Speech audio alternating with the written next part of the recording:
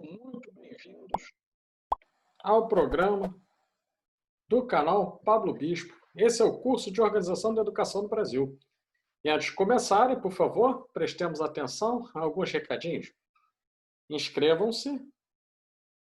O canal é Pablo Bispo, como podem ver. No Facebook é psmbsantos@uf e no Instagram, @psmbs. Curtam, compartilhem, se inscrevam no canal e ativem o sininho das notificações para sempre receberem em tempo real as grandes novidades que aparecerão para todos aqueles que se interessam pelos temas discutidos no canal. Hoje é a 6ª aula do curso de Organização da Educação do Brasil e a 3ª e última série na qual tratamos a LDB artigo a artigo. Então, hoje, iremos tratar dos títulos que vão de 6 a 9, os quais falam, respectivamente, dos profissionais da educação, recursos financeiros, disposições gerais e transitórias. Espero que gostem, aproveitem, que seja útil e, ao mesmo tempo, prazeroso esse curso, que é destinado não somente aos estudantes da graduação, mas a todos aqueles colegas e demais interessados em educação e em organização da educação no Brasil. Passemos, então, ao compartilhamento da tela. Nesse momento, eu vou compartilhar a tela aqui com vocês. Lembrando que existe sempre um delay, existe um atrasozinho pequeno entre o compartilhamento da tela e o compartilhamento que vai acontecer para vocês. Então, vamos aqui visualizar a tela. Artigo 61. Consideram-se profissionais da educação escolar básica os que nela estando em efetivo exercício, ou seja, aquele que trabalha na educação básica é considerado profissional da educação escolar básica. Mais do que professores. Isso inclui também a equipe de gestão e os demais funcionários, como funcionários de secretaria, dentre outros. E tendo sido formado em cursos reconhecidos, são, inciso 1º, professores habilitados em nível médio, normalmente ensino normal, é o nome que temos para a formação em nível de ensino médio para profissionais da educação, ou superior, para a docência na educação infantil e dos ensinos fundamental e médio. Então, essa é uma das categorias de profissional de educação. Mais adiante, vamos também. Trabalhadores em educação, portadores de diploma de pedagogia, com habilitação em administração, planejamento, supervisão, inspeção e orientação educacional. Bem como, ou seja, podem ser substituídos como com título de mestrado ou doutorado nas mesmas áreas. Normalmente, quando falamos disso, precisamos fazer 2 ressalvas. A primeira é que, hoje em dia, as diretrizes curriculares nacionais da pedagogia indicam que essa é uma formação plural e que atende a todas as áreas do campo educativo. Portanto, a ideia de habilitações ela é superada, né? Há como você demonstrar isso, caso seja aprovado no concurso. Requeram essa habilitação, ela não conste do seu histórico escolar ou do seu currículo. E 2, aqueles que possuem mestrado ou doutorado em educação e que trabalham em escolas de educação básica também são considerados profissionais da educação. Trabalhadores de educação, portadores de diploma de curso técnico ou superior em área pedagógica ou afim. Imaginemos o seguinte, temos alguém que vai trabalhar na secretaria escolar. A pessoa vai trabalhar na secretaria escolar e ela tem um curso técnico em secretariado. Ela está apta, apesar de não ser um curso da área de educação. Ela está absolutamente apta para desempenhar essa função. Muito bem. Aqui o que me parece mais problemático está no inciso 4. Profissionais com notório saber. O que é o notório saber? É uma pergunta que não tem resposta na lei. Quem vai definir vai ser o sistema de ensino. Então, vou voltar para o artigo. Profissionais com notório saber reconhecido pelos respectivos sistemas de ensino para ministrar conteúdos de áreas afins à sua formação ou experiência profissional, atestados por titulação específica ou prática de ensino em unidades educacionais da rede pública ou privada ou das corporações privadas em que tenham atuado, exclusivamente para atender ao inciso 5º do caput do artigo 36, que é lá o que fala sobre o ensino médio. Ora, se pensarmos direito, o que se está dizendo aqui é mais ou menos o seguinte: o sujeito ele tem uma formação profissional diversa da área de educação e aí precisa, por exemplo, de um professor para atuar com ensino de 1º a 5º ano, professor de língua portuguesa. E o sujeito não é formado em nada, ou em letras, ou em pedagogia, ou curso técnico na área de educação. Ele pode fazer isso desde que ele venha a ter o seu notório saber reconhecido pelo dirigente do sistema de ensino.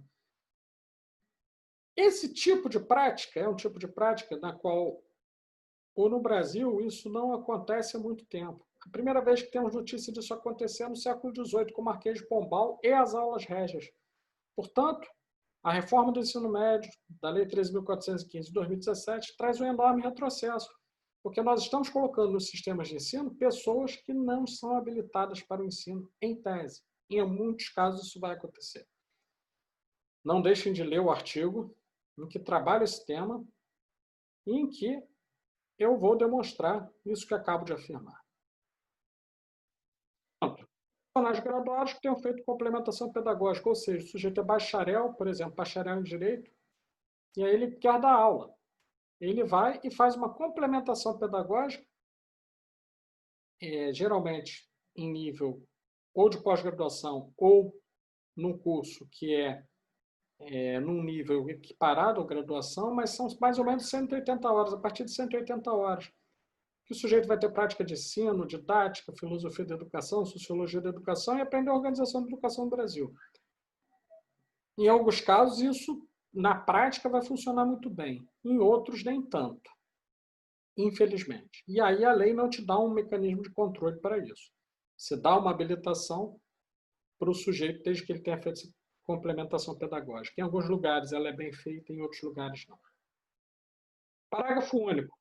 A formação dos profissionais da educação, de modo a atender às especificidades dos exercícios das atividades, bem como aos objetivos das diferentes etapas e modalidades da educação básica, terá como fundamentos. Esses são os fundamentos da formação dos profissionais da educação. 1. A presença de sólida formação básica que propicia o conhecimento dos fundamentos científicos e sociais de suas competências de trabalho. 2. Associação de teorias e práticas mediante estágios supervisionados e capacitação em serviço. Hoje em dia, capacitação em serviço é até um termo em desuso. Falamos em formação continuada.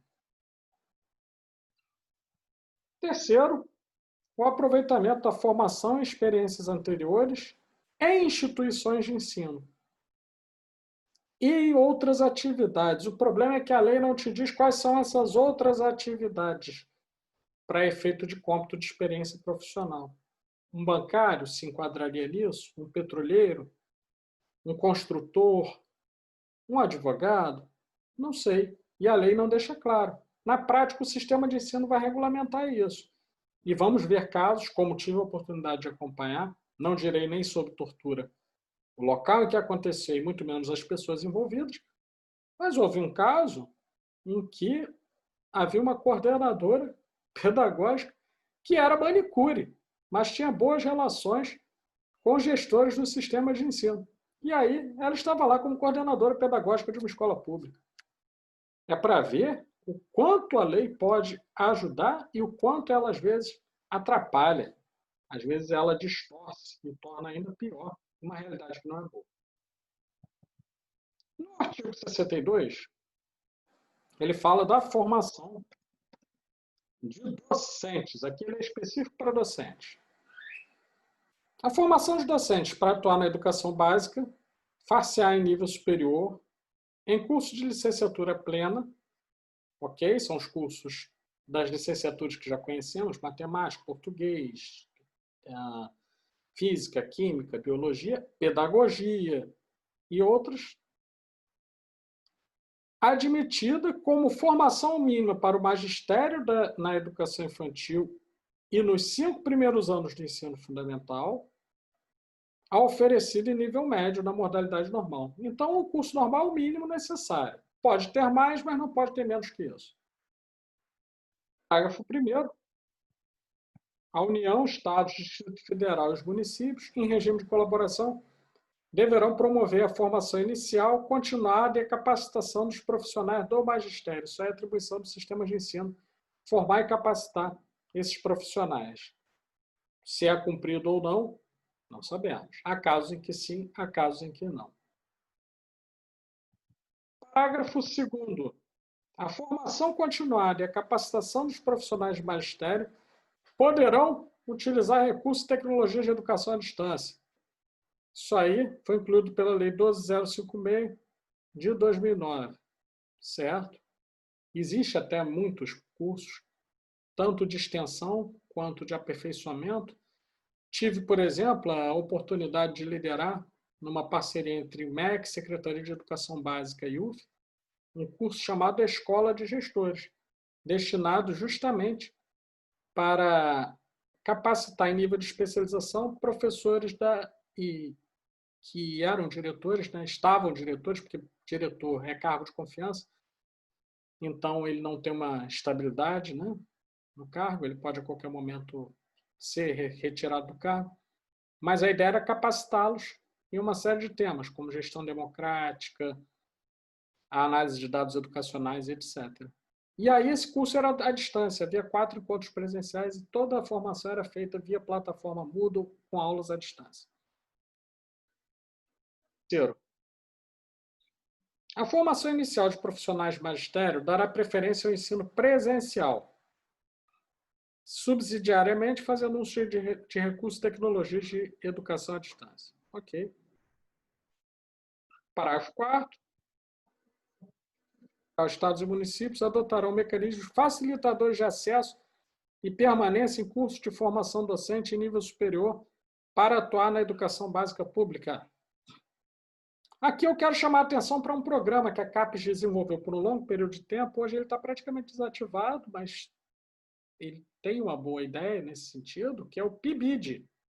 E o que é o PIBID? Nada mais, nada menos do que o Programa Institucional de Bolsas de Iniciação à Docência, no qual incentivavam-se alunos formandos a capacitarem professores das escolas, a capacitarem as equipes pedagógicas das escolas e receber uma bolsa para isso.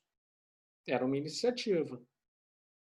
Os municípios e estados tinham uma contrapartida, mas uma contrapartida pequena nesse ano.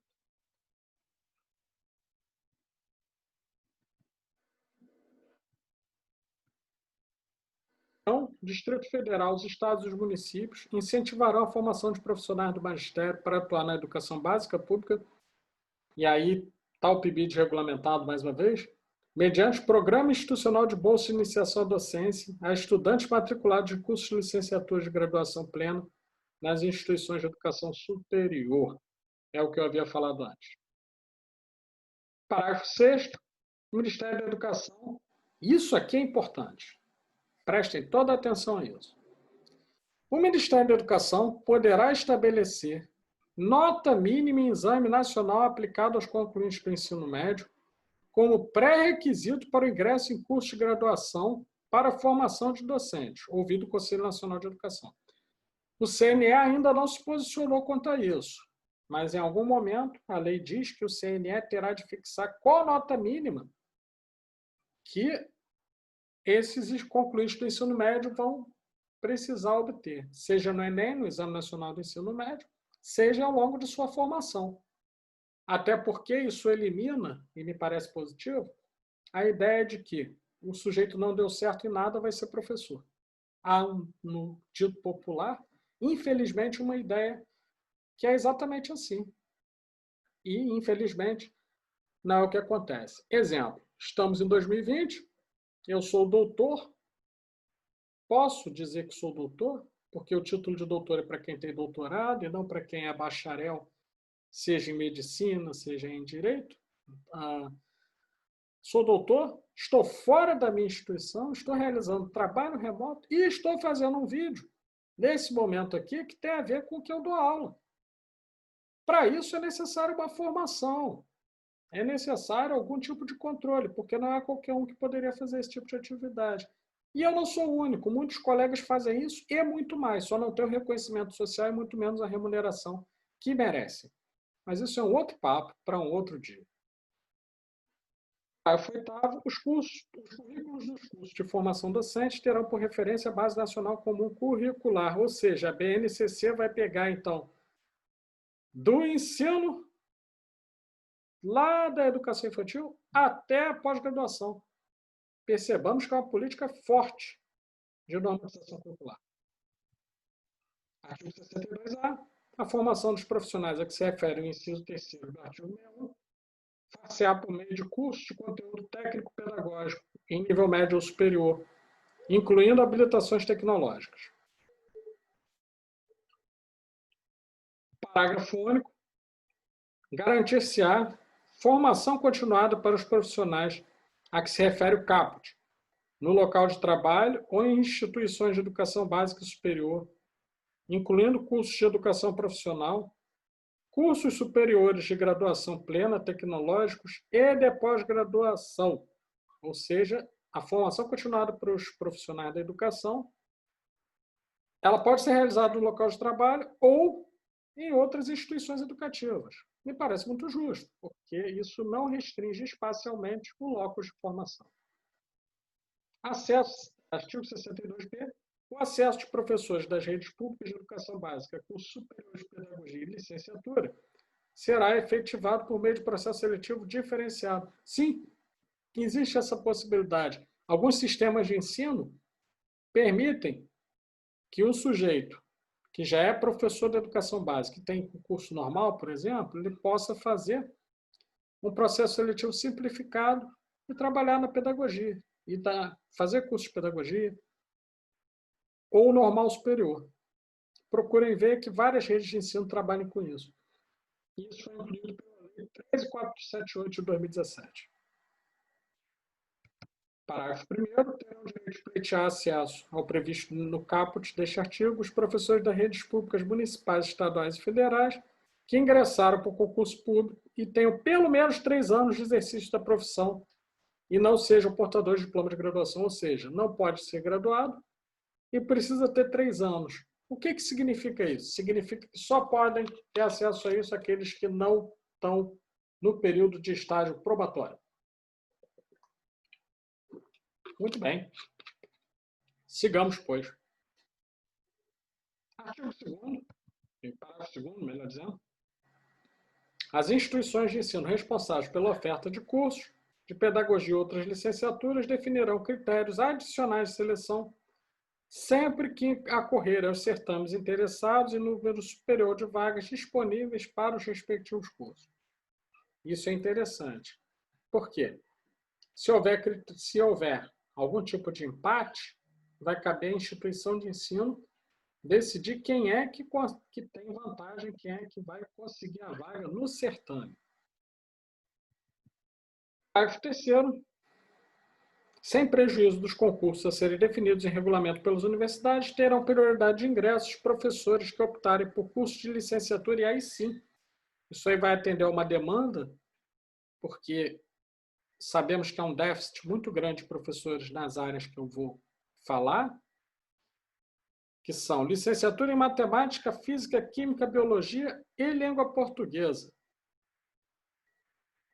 Bom, ainda no título 6, nós vamos falar de uma instituição que ela está a meio caminho. Ela está a meio caminho por quê? Porque ela ainda existe, mas ela não é necessariamente uma graduação. Ela está entre o ensino normal e a graduação, especialmente em pedagogia, que são os institutos superiores de educação. Artigo 63. Os institutos superiores de educação manterão 1. cursos formadores profissionais para a educação básica, inclusive o curso normal superior, destinado à formação de docentes para a educação infantil e para as primeiras séries do ensino fundamental. Em alguns casos, não em todos, o certo não é acontecer isso, o curso normal superior repete o curso normal, tá? Então tenham cuidado se forem escolher essa modalidade. Procurem ver currículo, procurem ver a história da instituição. 2. Programas de formação pedagógica para portadores de diploma de educação superior que queiram se dedicar à educação básica. 3.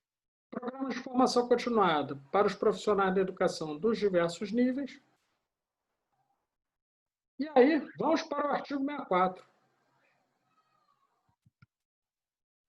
A formação de profissionais de educação para administração, planejamento, inspeção, supervisão e orientação educacional para a educação básica será feita em curso de graduação de pedagogia ou em nível de pós-graduação, a critério da instituição de ensino. Ou seja, você pode, por exemplo, fazer uma especialização como a escola de gestores, você pode fazer, como já vi, várias especializações, darei exemplo de algumas aqui, especializações para supervisão escolar, orientação escolar, coordenação pedagógica.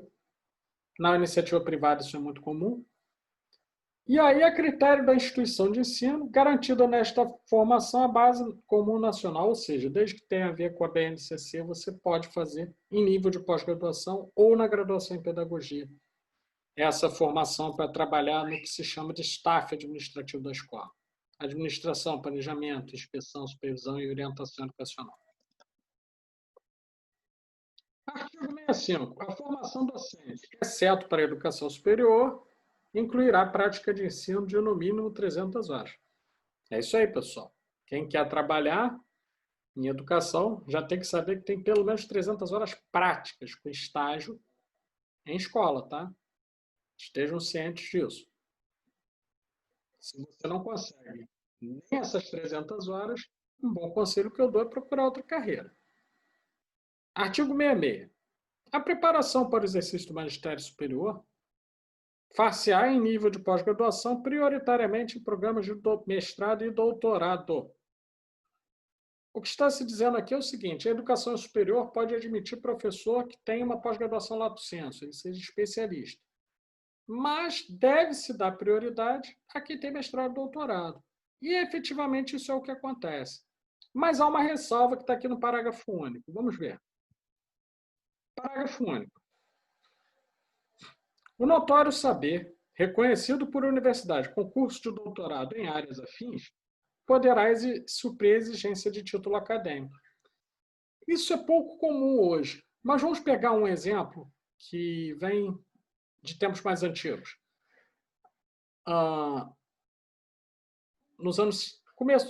Até o começo dos anos 70, não havia muitos doutorados no Brasil.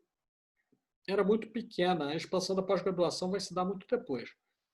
E aí o sujeito, ele possuía o título de livre docente. Depois de uma certa experiência, alguns desses têm, inclusive, mais experiência profissional e conhecimento que vários doutores. Mas como é que ele vai atestar isso? Ele vai atestar isso a partir de uma universidade que garanta esse notório saber do indivíduo.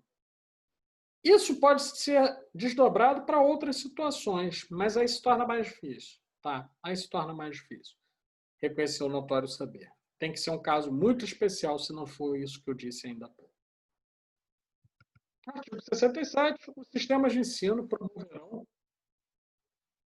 a valorização dos profissionais da educação, assegurando-lhes, inclusive, nos termos dos estatutos, e aí é uma exigência, toda a rede de ensino precisa ter um estatuto e plano de carreira para quem trabalha no magistério público. E aí isso aqui está repetindo alguma coisa que já está lá na Constituição, tá? 1. Inciso 1. Ingresso exclusivamente por concurso público de provas e títulos. 2. Aperfeiçoamento profissional continuado, inclusive com licenciamento periódico para esse fim. Ou seja, é possível, inclusive, pedir uma licença para se capacitar.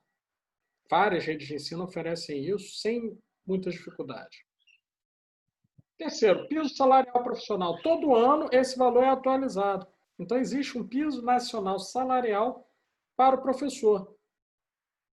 Procurem saber o valor certinho. Esse ano tem um valor já fixado. Apesar de 2020 ser um ano que não começou direito, tem um valor lá fixado. Convido vocês a procurarem saber. Inciso 4, progressão funcional baseada na titulação ou habilitação e na avaliação do desempenho. Ok? Não tem nem muito o que comentar.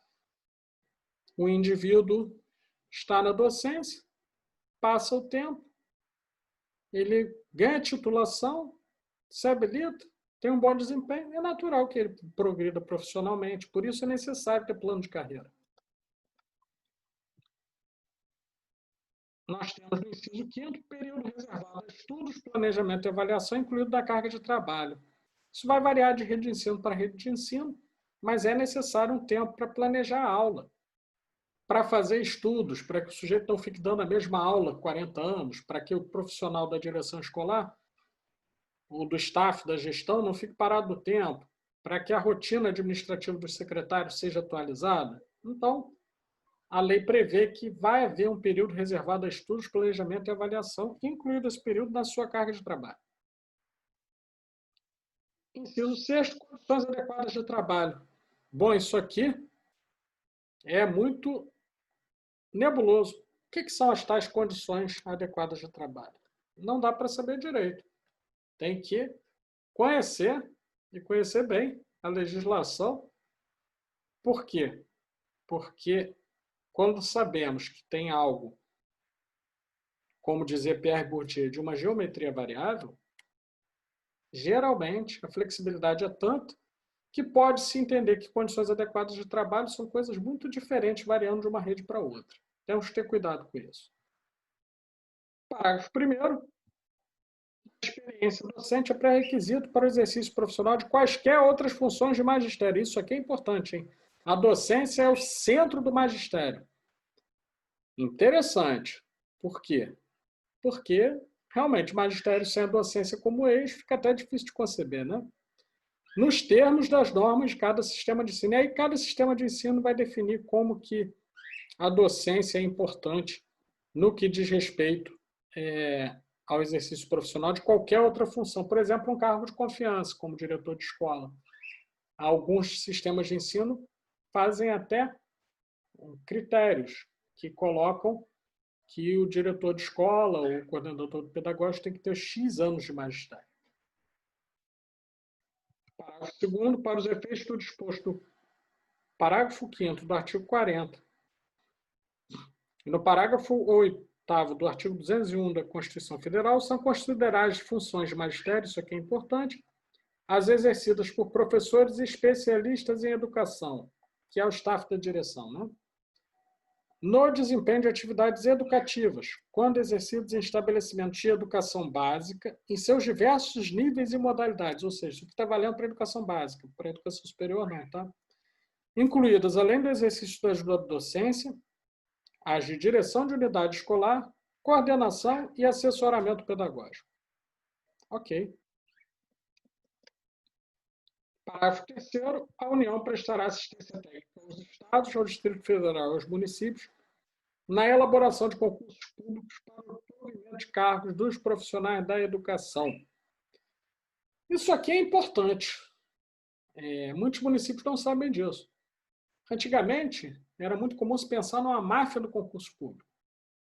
Existiam e houve escândalos envolvendo não só as fundações universitárias, já aconteceu, quem quiser procure, eu não vou tratar disso, porque não é aula de direito penal, mas também alguns órgãos que faziam sempre os mesmos concursos para as mesmas redes.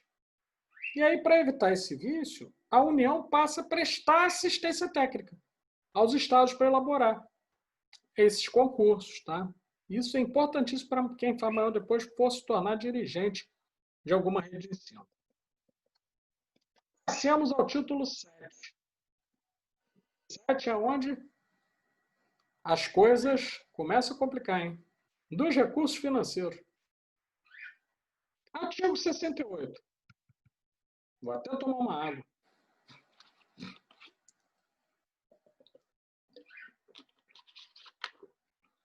Serão recursos públicos destinados à educação os originários de 1.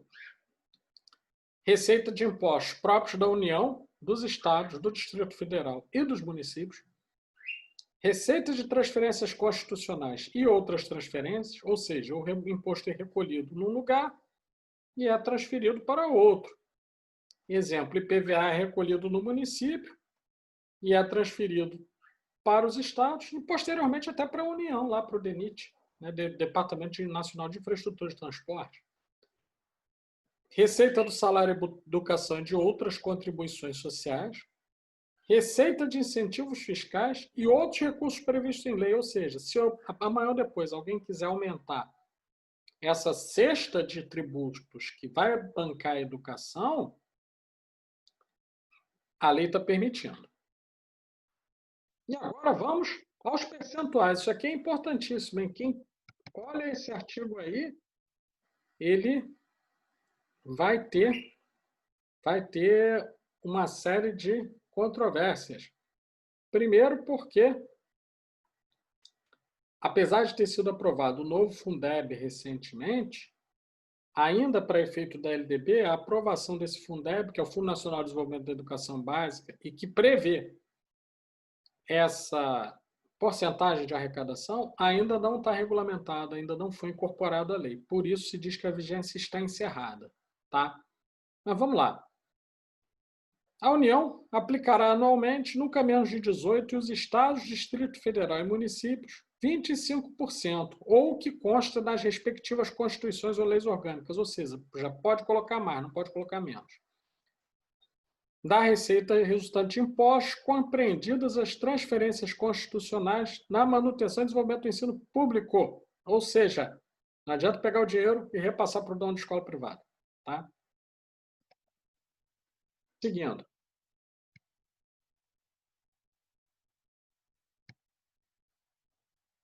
Parágrafo 1º, a parcela da arrecadação de impostos transferida pela União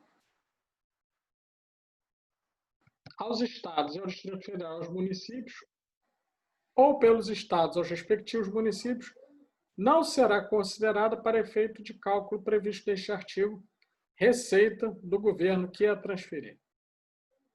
Muito bem. Segundo, parágrafo 2º, serão consideradas excluídas das receitas de impostos mencionadas neste artigo as operações de crédito por antecipação de receita orçamentária de impostos. Ou seja, aqueles que fazem operações de crédito, colocam dinheiro público para render de maneira a otimizar essas finanças, não vão ter essas receitas excluídas das receitas de impostos.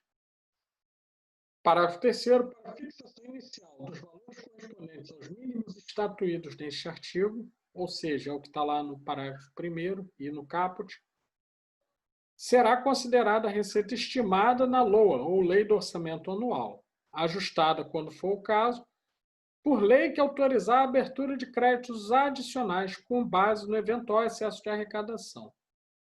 Muito bem, se há uma arrecadação maior do que a prevista, há a possibilidade em lei, a lei prevê, que você vai poder aumentar esse percentual com base no que foi excedido na arrecadação. Parágrafo 4º, a diferença entre receita e despesa previstas e as efetivamente realizadas, que resultem no não atendimento dos percentuais mínimos obrigatórios, serão apurados e corrigidos a cada trimestre do exercício financeiro. Muito bem? Parágrafo 5º. Repasse dos valores referidos neste artigo do Caixa da União, dos Estados, do Distrito Federal e dos municípios ocorrerá imediatamente ao órgão responsável pela educação, observados os seguintes prazos.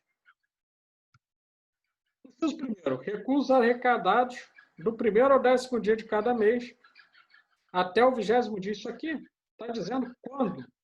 Quando é o prazo para ser transferido esse recurso, tá? E para aplicá-lo.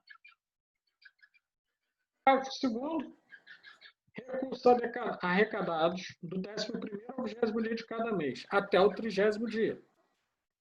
E parágrafo 3º, recursos arrecadados do 21º dia ao final de cada mês, até o 10º dia do mês subsequente.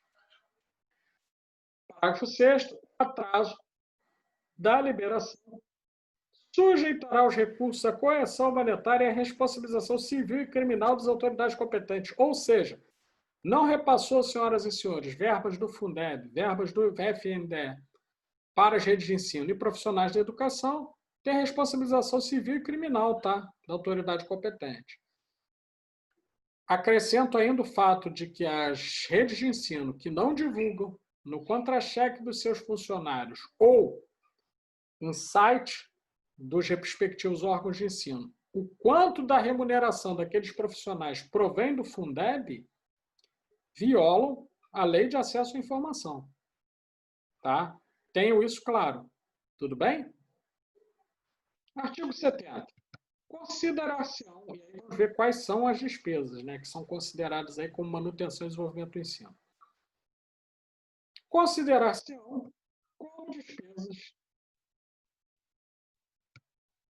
de manutenção e desenvolvimento de ensino as despesas realizadas com vista à consecução dos objetivos básicos das instituições educacionais de todos os níveis, compreendendo que se destinam a, e aqui vamos ver quais são elas. 1. Remuneração e aperfeiçoamento profissional docente e demais profissionais da educação. Inciso 2. Aquisição, manutenção, construção e conservação de instalações e equipamentos necessários ao ensino. Ou seja, não adianta fazer uma obra da grade da escola e justificar que isso aí é para manutenção do ensino. Não adianta fazer uma obra na calçada da escola ou no entorno da escola, porque isso não é considerado despesa de manutenção do ensino. Uso e manutenção de bens e serviços vinculados ao ensino, até mesmo garantida a prestação de serviços, consultoria educacional e outros. Tá? Levantamentos estatísticos, estudos e pesquisas visando principalmente o aprimoramento da qualidade e a expansão do ensino. Inciso 5º, realização de atividades de meio necessárias ao funcionamento dos sistemas de ensino. Quais são essas atividades de meio? Exemplo, serviços de impressão, serviços de manutenção da escola, serviços ligados à administração, como prestação de conta, licença de software e outros. Inciso 6º, concessão de bolsas de estudos a alunos de escolas públicas e privadas. Pode usar o Fundeb para isso, tá? Especialmente porque ele é calculado a partir de um custo aluno-qualidade, é um valor anual no qual você tem uma noção monetária do quanto é necessário para manter um aluno numa escola pública de educação básica. Inciso 7º, amortização e custeio de operações de crédito destinadas a atender o disposto dos incisos deste artigo. Ok. E 8º, aquisição de material escolar e manutenção de programas de transporte escolar. Isso aqui o FNDE frequentemente dá assistência técnica e financeira. Vou parar em um instante de compartilhamento, porque agora nós vamos ver o que não é considerado despesa. É tão importante porque, amanhã ou depois, quem for gerir uma rede de ensino, ou for do conselho do Fundeb, por exemplo, deve ter muita atenção a isso. Então, até para compartilhamento de tela, para olhar vocês nos olhos e dizer isso. É algo para realmente ter atenção. Então, conforme prometido, lá vai novo compartilhamento de tela, em que veremos aquilo que não é considerado despesa de manutenção e desenvolvimento do ensino. Artigo 71. Não constituirão despesas de manutenção e desenvolvimento do ensino aquelas realizadas com 1. Pesquisa quando não vinculada às instituições de ensino ou quando efetivada fora dos sistemas de ensino, que não vise principalmente ao aprimoramento de sua qualidade ou à sua expansão. Ou seja, se você contrata ou se você realiza no âmbito do sistema de ensino uma pesquisa que não é ligada ao desenvolvimento da educação ou à sua manutenção, uma pesquisa, por exemplo, sobre o sistema hídrico, ela não é considerada despesa relativa à educação. Subvenção a instituições públicas ou privadas de caráter assistencial, desportivo ou cultural. Terceiro, formação de quadros especiais para a administração pública, sejam militares ou civis, inclusive diplomáticos. Isso não é despesa de manutenção do ensino. 4. Programas suplementares de alimentação, assistência médico-odontológica, farmacêutica, psicológica ou outras formas de assistência social. Para isso, já existe uma política nacional de assistência estudantil e já existe o FNDE. Então, você não pode usar dois recursos para a mesma coisa. Quinto, obras de infraestrutura. Isso aqui, para aquelas redes de ensino que gostam de contratar empreiteiros, é um balde de água fria. Porque obras de infraestrutura, ainda que realizadas para beneficiar direto ou indiretamente a rede escolar, encanamento, esgoto, saneamento básico, abertura de estradas, etc., não é despesa de manutenção e desenvolvimento do ensino. Inciso 6, pessoal docente e demais trabalhadores da educação, quando em desvio de função ou em atividade alheia à manutenção e desenvolvimento do ensino. Imagine o seguinte, eu tenho lá uma pessoa que é trabalhador de educação e eu desvio de função para chefe de gabinete parlamentar. E aí eu passo a pagar o salário dessa pessoa. Isso não pode. Se é uma atividade alheia à manutenção e desenvolvimento do ensino, não pode fazer. Artigo 72. As receitas e despesas com manutenção e desenvolvimento do ensino serão apuradas e publicadas nos balanços do poder público, assim como nos relatórios a que se refere o parágrafo 3º do artigo 165 da Constituição Federal. Uau! Isso significa que os órgãos de controle estão de olho, hein? Olha isso no artigo 73. Vamos ver isso aí. Dois exemplos de órgão de controle. CGU, Controladoria Geral da União. TCU, Tribunal de Contas da União. TCE, que é Tribunal de Contas dos Estados. E Controladoria Geral dos Estados. São órgãos de controle. E aí os órgãos fiscalizadores examinarão prioritariamente, na prestação de contas de recursos públicos, o cumprimento do disposto no artigo 212 da Constituição Federal, no artigo 60 dos atos das disposições constitucionais transitórias e na legislação concernente. Ou seja, senhoras e senhores, quem não fizer a prestação de contas de acordo com os princípios orçamentários da administração pública, de acordo com as leis orçamentárias anuais, planos plurianuais, na verdade, que vão condicionar as leis de diretrizes orçamentárias, que têm 4 anos de duração. Os planos plurianuais têm pelo menos 5 anos de duração para poder atravessar um mandato governamental.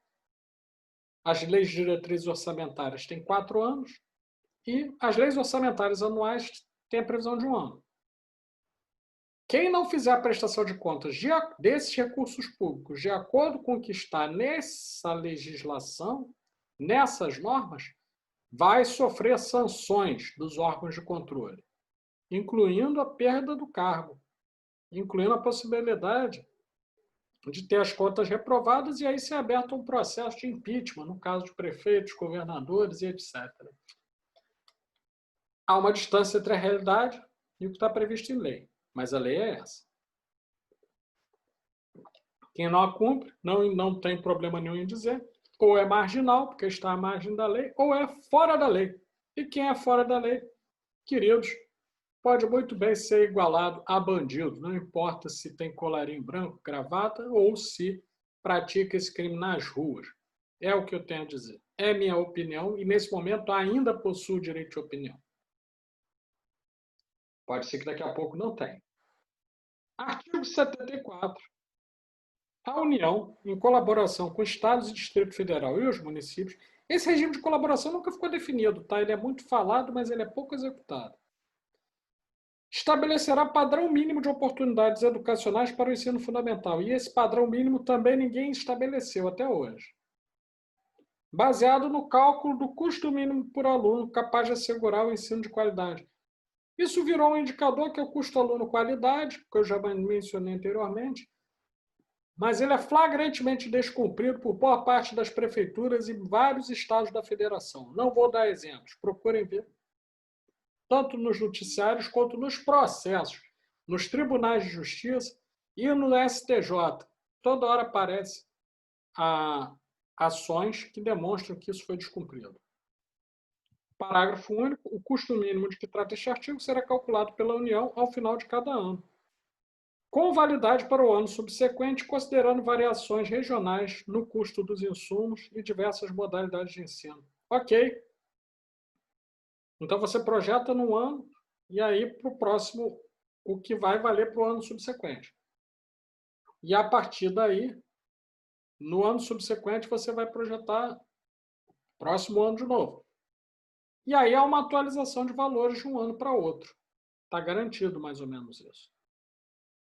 Artigo 75. A ação supletiva e redistributiva da União e dos Estados, que já foi mencionado lá no título 4, será exercida de modo a corrigir progressivamente as disparidades de acesso e garantir o padrão mínimo de qualidade de ensino. Mais uma vez, quero chamar a atenção para o progressivamente. Isso aqui não tem prazo não, tá? Isso aqui não tem prazo não. Pode levar 20 anos, 50 anos, 200 anos, que está dentro da lei. Tá bom? Parágrafo 1º. A ação a que se refere este artigo obedecerá à fórmula do domínio público, que inclua a capacidade de atendimento e a medida de esforço fiscal do respectivo Estado, Distrito Federal ou município, em favor da manutenção e desenvolvimento do ensino. Ok? Desenvolvimento e manutenção do ensino, essa ação redistributiva.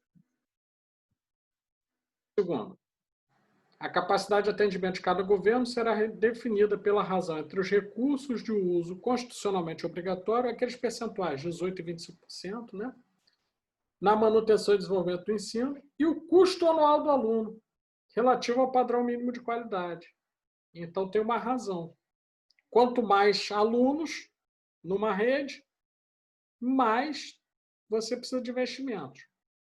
Então, tem essa razão, essa proporção, e por isso que cada aluno vai ter um custo aluno, qualidade. Parágrafo 3º. Com base nos critérios estabelecidos nos parágrafos 1º e 2º, a União poderá fazer a transferência direta de recursos a cada estabelecimento de ensino, considerado o número de alunos que efetivamente frequentam a escola. Ou seja, faltou recurso, pode ser transferido até diretamente para a escola. Essa é a ação redistributiva.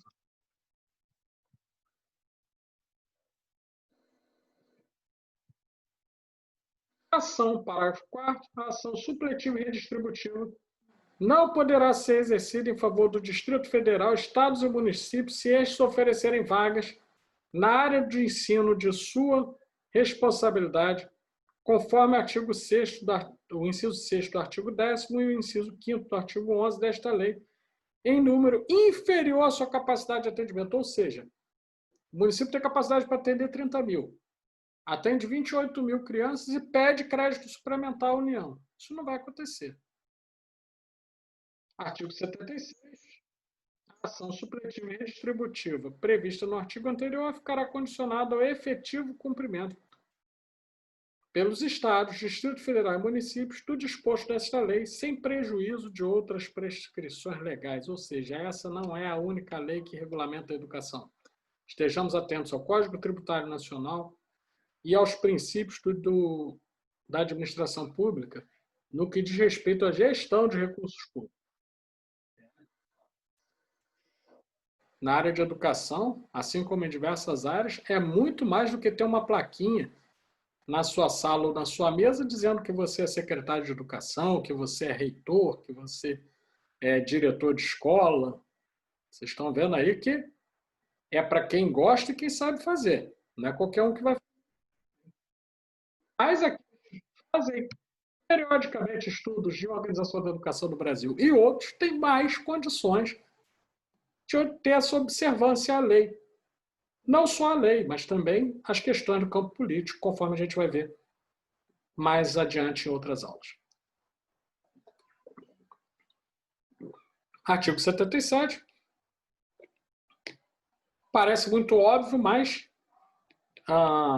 tem que constar em lei, porque isso já consta na Constituição. Artigo 77. Os recursos públicos serão destinados às escolas públicas, podendo ser dirigidos a escolas comunitárias, confessionais ou filantrópicas que, inciso 1º, comprovem finalidade não lucrativa e não distribuam resultados, dividendos, bonificações, participações ou parcela de seu patrimônio sob nenhuma forma ou pretexto. Ou seja, imaginemos um caso aqui. Eu tenho uma organização filantrópica e aí eu sou diretor. E aí tudo bem, eu não tenho lucro, eu não vou oferir lucro, mas misteriosamente eu começo a distribuir bonificações para toda a equipe de diretores. Alguns compram carro importado, casa e etc. Eu mesmo troco de carro importado várias vezes ao ano, tenho várias residências, viajo para a Europa 3 vezes por ano com a minha família. E aí tem algo estranho. A lei está te dando o caminho para você coibir isso, inclusive para você denunciar caso veja, porque quem vê e não denuncia tem um nome para isso.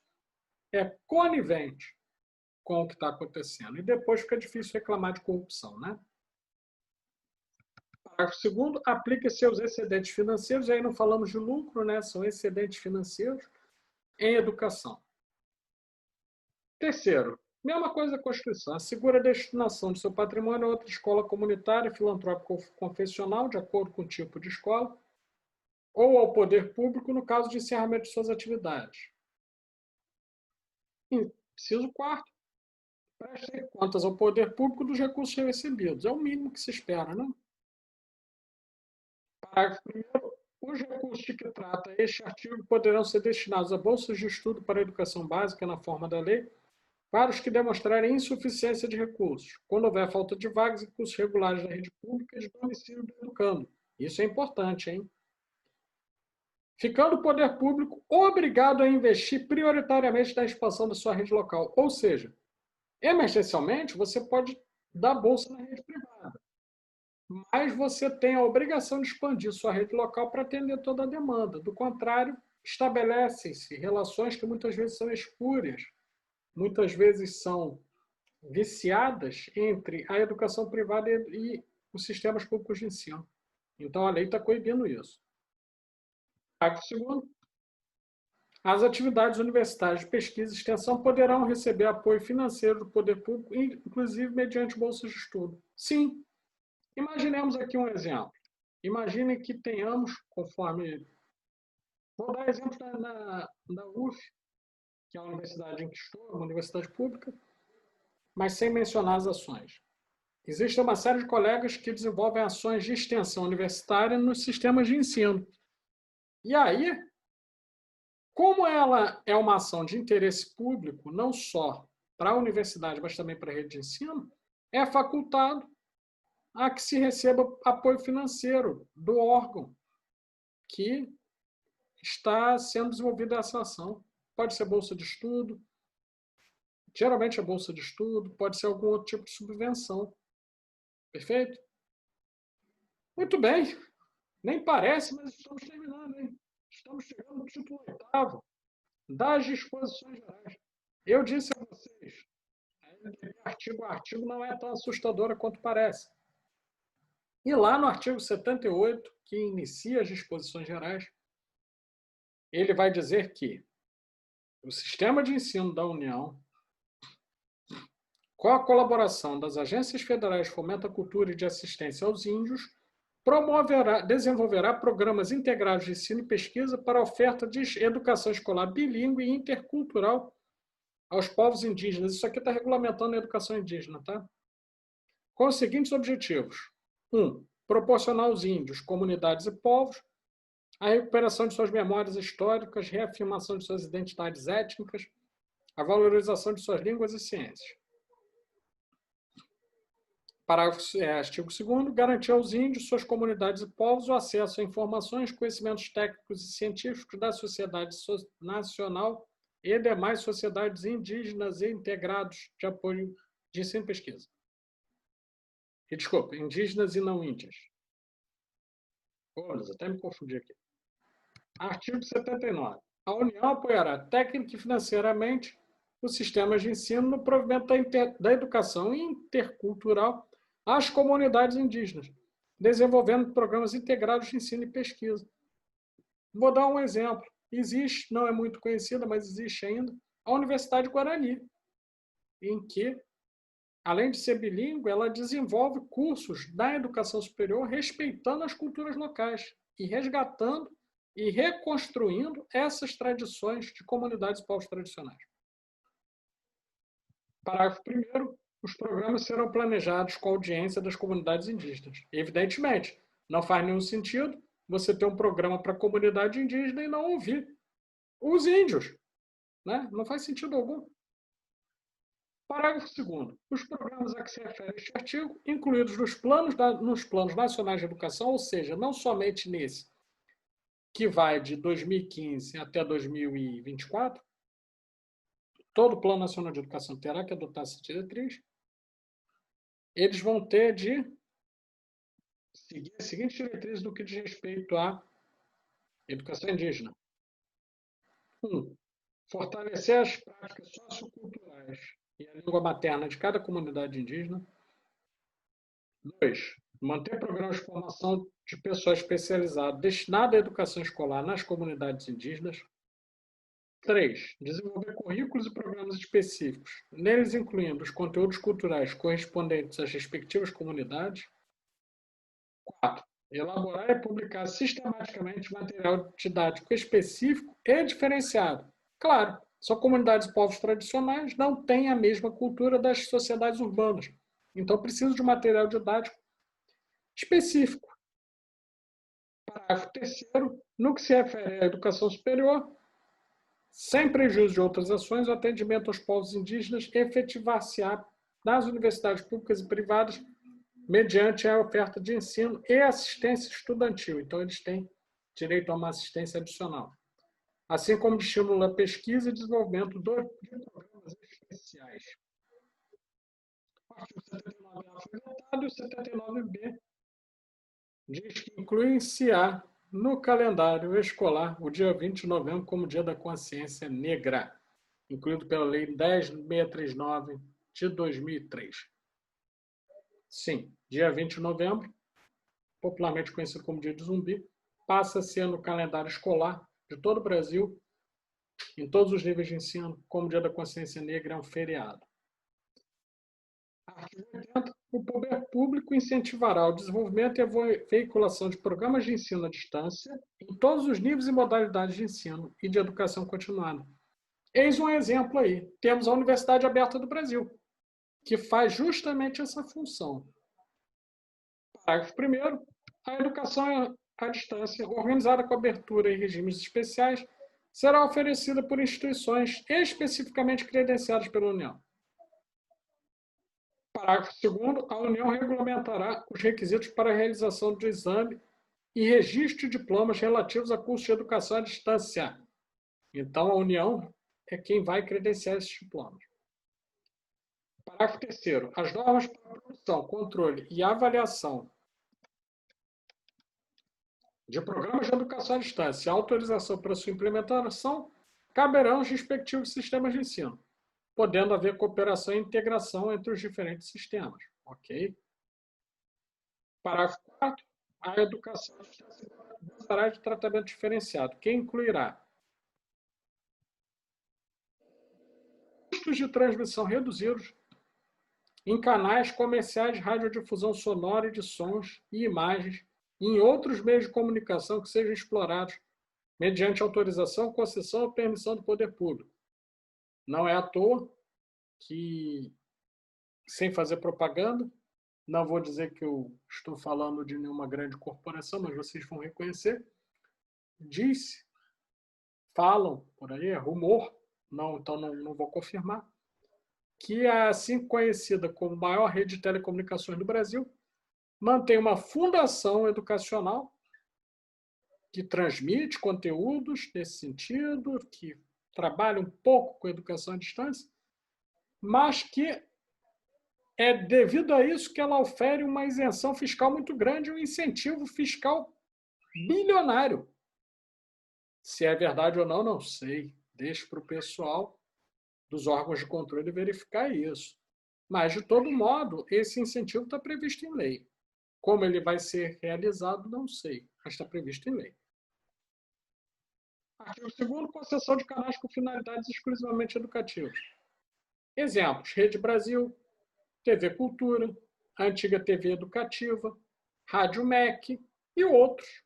Tá? Tem uma finalidade exclusivamente educativa. O poder público mantém isso.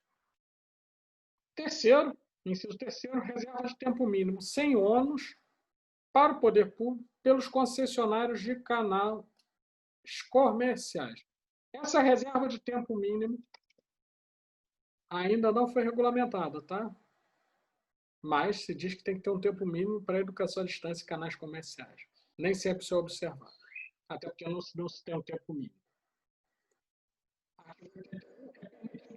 De curso ou instituição de ensino experimentais, desde que obedecidos às disposições desta lei. Escolas experimentais são todas aquelas que a lei permite. São pedagogias diferenciadas. Vou dar um exemplo. Tem uma escola no Rio de Janeiro, que é do grande especialista e professor, eu tenho muita felicidade em dizer que é um grande amigo e que é um nome na educação infantil. A escola Olga Bittar é uma escola que tem uma pedagogia diferenciada, é situada numa área urbana do Rio de Janeiro e tem inspiração nos processos de aprendizagem de várias etnias guarani, de várias etnias indígenas. É uma instituição de ensino experimental, respeita as disposições dessa lei, mas tem uma pedagogia diferenciada. Artigo 82. Os sistemas de ensino estabelecerão as normas da realização de estágio em sua jurisdição, observada a lei federal sobre a matéria. Ok? Cada sistema de ensino tem aí normas para o estágio. Por exemplo, no Rio de Janeiro, é muito comum o estágio, quando você tem alunos de universidade indo fazer estágio em escolas, que seja pedida uma apólice de seguro e o poder público mantém. Né? Ou seja, o poder público faz um convênio e aqueles estagiários estão cobertos por uma apólice de seguro. É uma norma, mas tem muitas outras. O ensino militar é regulado em lei específica, admitida a equivalência de estudos de acordo com as normas fixadas pelos sistemas de ensino, ou seja, o ensino militar existe, ele já tem características próprias e, portanto, quem quiser conhecer mais tem que olhar lá as súmulas do Superior Tribunal Militar e a própria organização das Forças Armadas no que diz respeito às suas instituições educativas. Artigo 84. Os discentes da educação superior. Isso aqui é polêmico, hein? Isso aqui é polêmico, hein? Os discentes da educação superior poderão ser aproveitados em tarefas de ensino e pesquisa pelas respectivas instituições, exercendo funções de monitoria de acordo com seu rendimento e plano de estudo. É brincadeira, pessoal, não tem polêmica nenhuma. Na verdade, é uma oportunidade que as instituições de ensino têm de dar a quem está estudando a possibilidade de estudos avançados e, ao mesmo tempo, receber alguma remuneração por isso. O artigo 84 da LDB só está tornando essa prática regular. Muito bem. Vou interromper um instante o compartilhamento. Estamos quase terminando, porque eu quero fazer um comentário. Estamos nos aproximando, vocês já verão, das disposições transitórias. Estamos ainda nas disposições gerais. Estamos nos aproximando das disposições transitórias, que regulamentam tudo aquilo que não estava previsto inicialmente em lei, e tudo aquilo que tem um prazo ou uma transitoriedade, ou seja, tudo aquilo que tem uma determinação no tempo e no espaço para ser cumprida. Vejamos, então, vou retornar o compartilhamento de tela e vocês poderão acompanhar. Mas sigamos com as disposições gerais por enquanto. Muito bem, então, vamos voltar ao nosso compartilhamento de tela.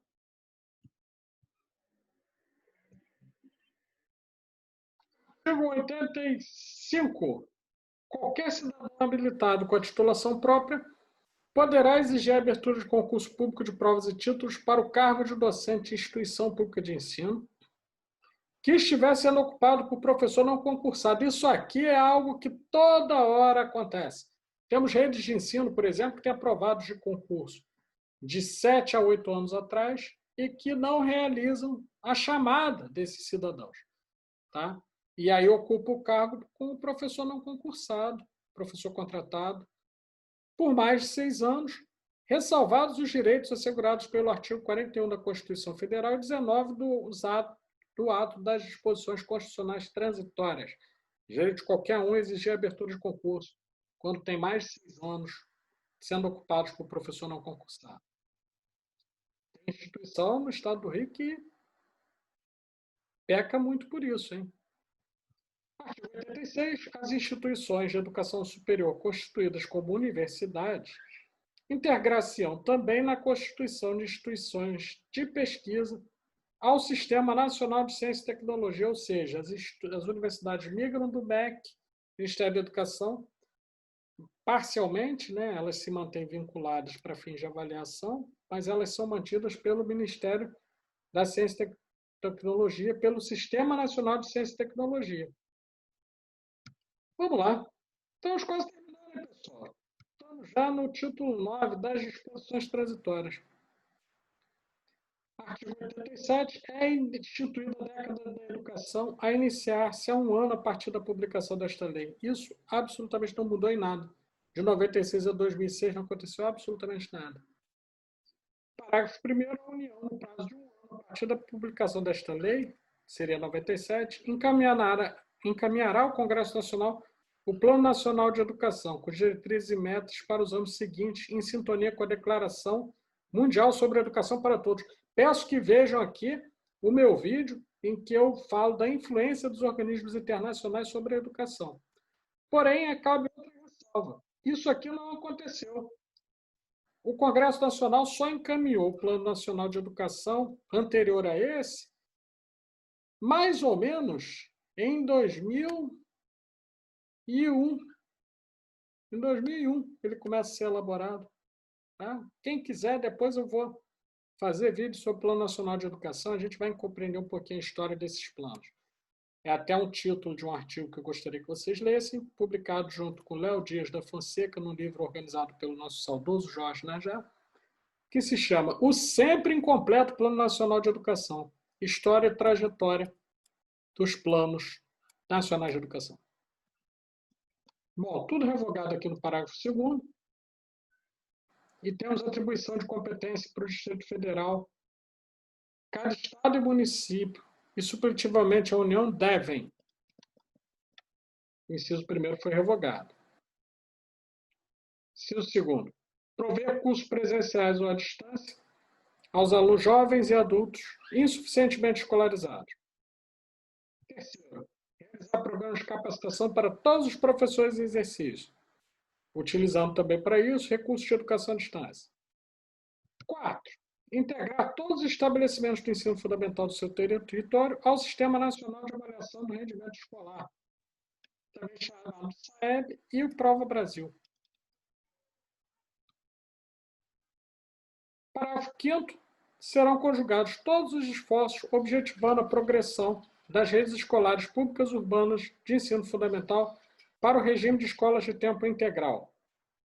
6º. A assistência financeira da União aos Estados, ao Distrito Federal e aos municípios, bem como a dos Estados aos seus municípios, ficam condicionados ao cumprimento do artigo 212 da Constituição Federal. Eu não sei se vocês sabem, eu moro numa casa assombrada. Neste momento, há ruídos, né? Ruídos de espíritos que fazem esse ruído, mas não atrapalharão, não prevalecerão sob o objetivo que é de trabalharmos a LDB artigo a artigo.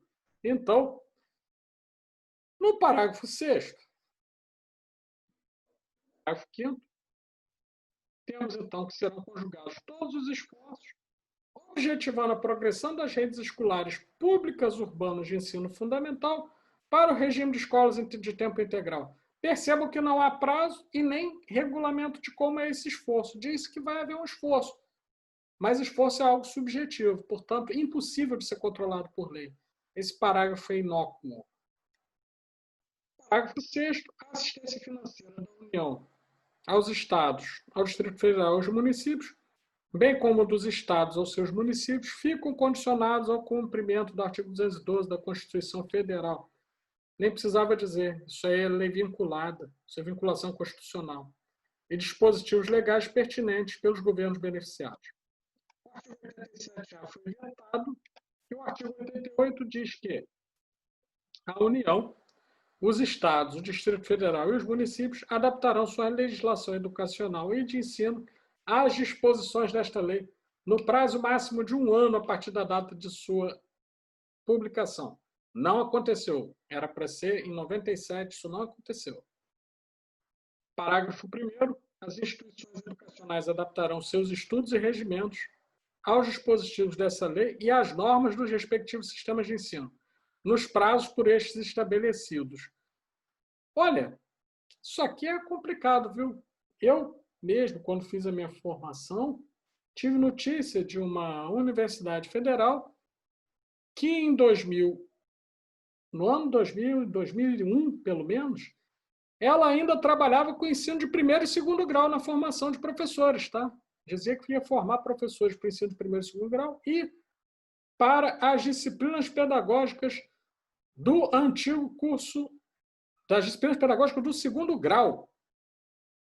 Isso é para nós vermos que não necessariamente quando uma lei é promulgada, magicamente as coisas se transformam, tá? Muito bem. Parágrafo 2º, prazo para que as universidades cumpram o disposto nos artigos 2º e 3º do artigo 52 é de 58 anos.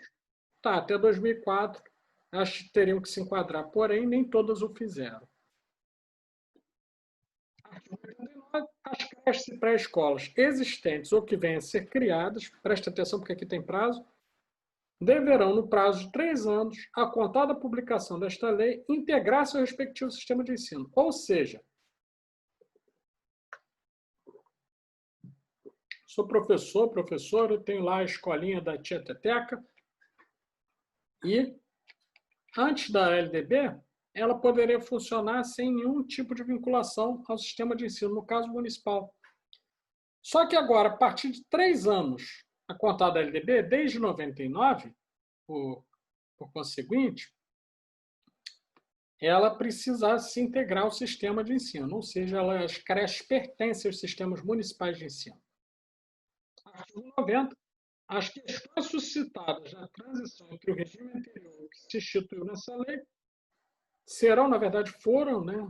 Elas já não existem mais, resolvidas pelo Conselho Nacional de Educação ou mediante delegação deste pelos órgãos normativos dos sistemas de ensino, preservada a autonomia universitária. Sim, isso já aconteceu. Estamos quase acabando. Esta lei entra em vigor na data de sua publicação, isso aí é de praxe, tá?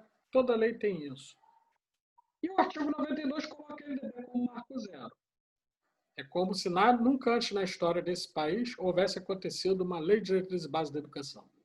Porque ele revogam-se as disposições da Lei 4.024, de dezembro de 1961, que foi a LDB anterior a essa, a Lei 5.540, que é a Lei de Reforma Universitária, de 28 de novembro de 1968, não alterados pela Lei 9.131, de 24 de novembro de 95, e 9.192, de 21 de dezembro de 95. E ainda as leis 5.692, de 1971, e 7.044, de 1982. A Lei 5.692, de 71, tem até autores bastante conhecidos, tá? Que dizem que isso é LDB.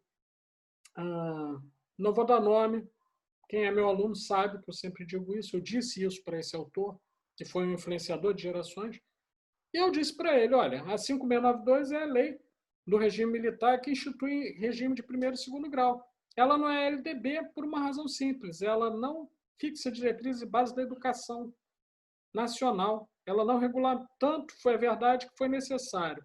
Em 82, uma lei para trabalhar com o ensino pré-escolar e em 68, uma lei de reforma universitária. Então, muita gente foi errado, muita gente saiu mal, muita gente aprendeu errado e foram como cegos guiando cegos. Então, todos caíram no barranco, tal como a expressão bíblica. Mas aqui temos um curso de OEB que mostra que a LDB aconteceu em 61 e em 96. LDB em 71, de forma nenhuma. Com isso, essa lei foi sancionada em 20 de dezembro de 1996 pelo presidente Fernando Henrique Cardoso. Fechamos aqui o compartilhamento de tela. Encerramos essa sexta aula. Aulas longas, aulas complexas e aulas pesadas. As próximas não são exatamente assim, elas têm outro formato, mas é porque é impossível trabalhar a espinha dorsal da educação brasileira, que é a LDB, sem discuti-la e comentá-la artigo a artigo. Então, aqueles que não estão habituados a vídeos longos, tentem, ao longo do tempo, se habituar, porque a leitura da LDB não é simples nem tão pouco fácil. Muito bem, estamos encerrando essa sexta aula, estamos encerrando esse sexto vídeo do curso de OEB. E relembrando, eu sou Pablo Silva Machado Bispo dos Santos, professor associado da Universidade Federal Fluminense, líder do POLIS, Núcleo de Estudos em Políticas Públicas e Instâncias de Socialização, pesquisador membro do Núcleo de Estudos Empresariais e Sociais e da Fundação Internacional Kairos para a Educação. Muito obrigado a todos e até o próximo vídeo, até a sétima aula sobre a Organização da Educação Brasileira, na qual trataremos a regulação pedagógica da educação nacional. Vamos falar de parâmetros curriculares e diretrizes curriculares nacionais. Não se esqueçam, inscrevam-se no canal, compartilhem, curtam e assinem o sininho das notificações. Assim vocês sempre terão, em tempo real, as novidades que são aqui colocadas. Muito obrigado a todos pela audiência e até a próxima!